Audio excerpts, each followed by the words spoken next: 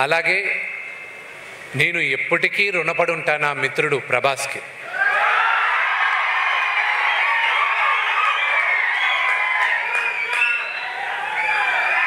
ఇది ప్రభాస్ చూస్తూ ఉంటాడు, ఇది చూస్తాడు. చూసినప్పుడు ఇది నేను చెప్తున్నా,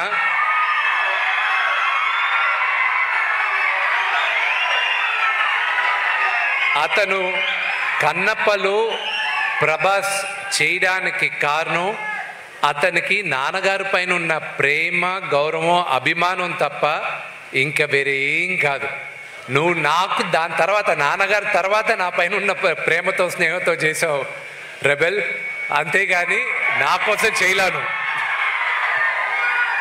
but I'm grateful for Prabhas. అతను కూడా చేయాల్సిన అవసరం లేదు.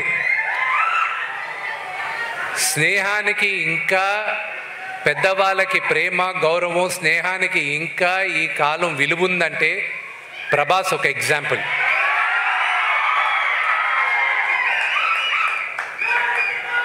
మీరందరూ అతని స్టార్డము దాని కాదు ప్రేమించాల్సింది, వ్యక్తిగా అతన్ని ప్రేమించాలి. అది దగ్గరగా ఉన్న మాకు తెలుసు అది. అలాగే శరత్ కుమార్ గారికి థ్యాంక్స్ చెప్పాలి, ముఖ్యంగా మోహన్ లాల్ గారికి చెప్పాలి.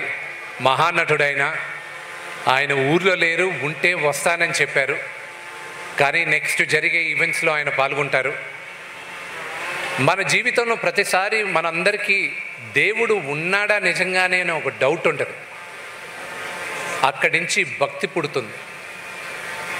దేవుడే లేదన్న కోపం వస్తుంది మనకి. అక్కడి నుంచి దాని తర్వాత మనం అందరం దేవుడికి దాసోహం అవుతాం. కన్నప్ప కూడా అంతే. ఈ జర్నీ వ్యక్తిగా నన్ను విపరీతంగా మార్చింది. దాదాపు 50 సంవత్సరాల తర్వాత తెలుగు సినిమాకి కన్నప్ప మళ్ళా ఈరోజు మేము చిత్రీకరించాం. ఇది శివుడు 50 సంవత్సరాల తర్వాత ఈ తరానికి కన్నప్ప కథ మళ్ళా చెప్పరా అని నన్ను ఎన్నుకున్నాడని నేను అనుకుంటున్నాను. ఇంకొక 20 రోజుల్లో జూన్ 27వ తేదీ మీ అందరి ముందు కన్నప్ప ఎన్నో సంవత్సరాలుగా మా బిడ్డలాగా మేము చూసుకున్నాం, మీ అందరి ముందు తీసుకొచ్చి పెడుతున్నాం. మీరందరూ మమ్మల్ని ఆశీర్వదిస్తారని మనస్ఫూర్తిగా కోరుకుంటున్నాను. Thank you. ఇది ప్రీ రిలీజ్ ఫంక్షన్ లాగా లేదు, ఇది ఒక సక్సెస్ మీట్ లాగుంది.